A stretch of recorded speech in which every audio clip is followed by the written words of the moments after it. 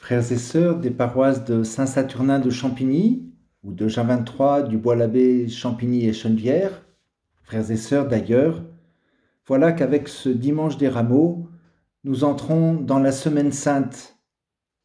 Une Semaine Sainte vraiment très particulière cette année, totalement inédite.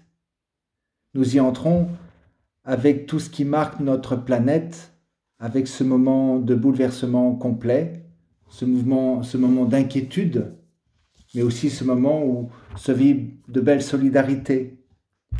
Que nous soyons confinés chez nous ou que nous soyons au travail,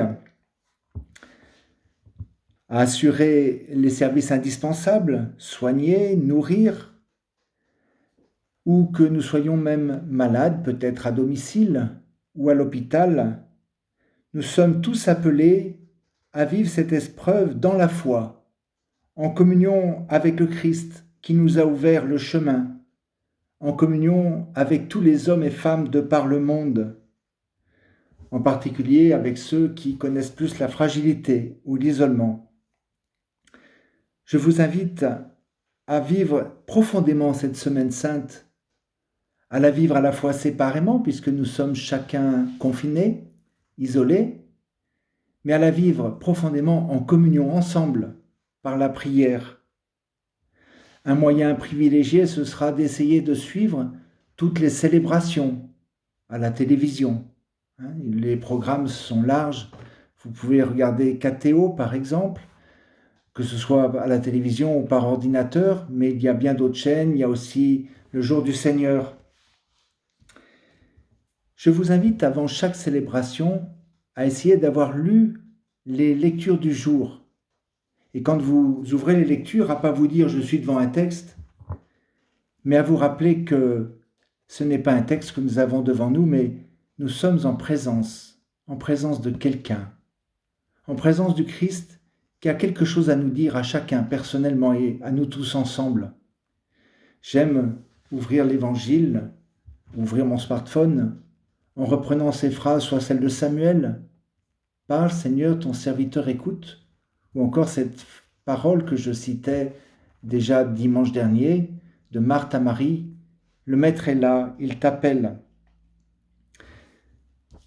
Je vous invite, quand vous lirez ces textes de la liturgie, à vous identifier profondément aux personnages qui sont là.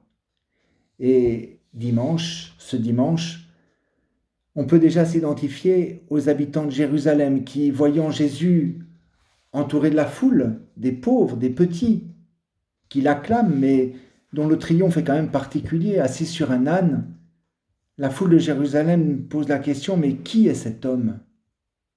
Et je vous invite à laisser résonner cette question, à la poser. Qui est cet homme ? Qui es-tu, Jésus ?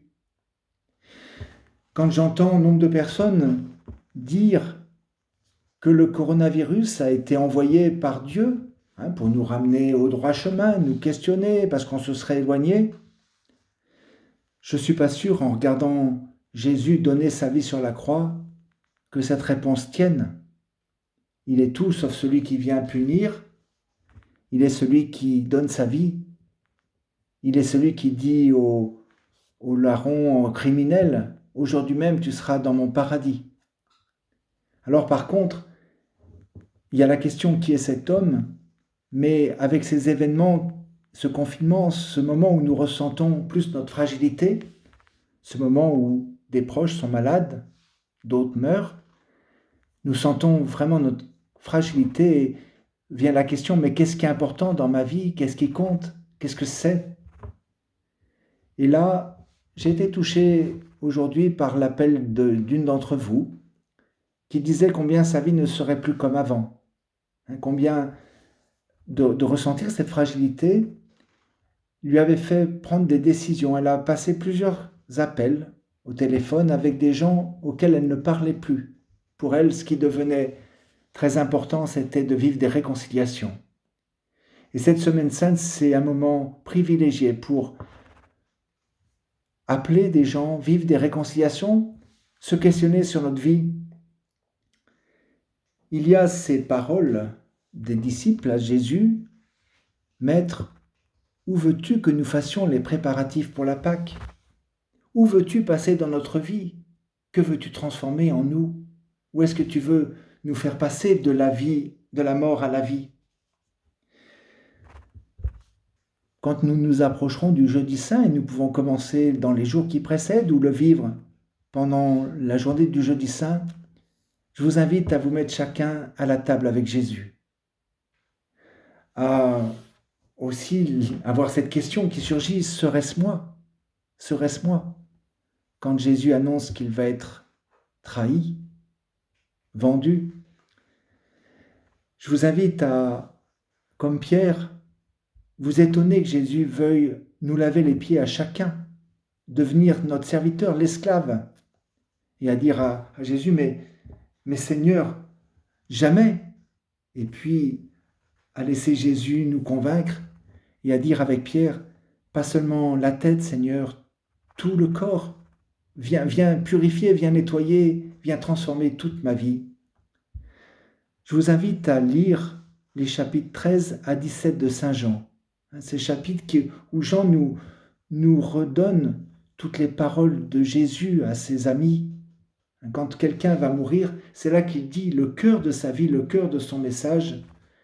Je vous invite à tendre l'oreille, à tendre le cœur, à laisser Jésus vous parler, nous parler à chacun, et à lire lentement, à chercher les paroles de vie.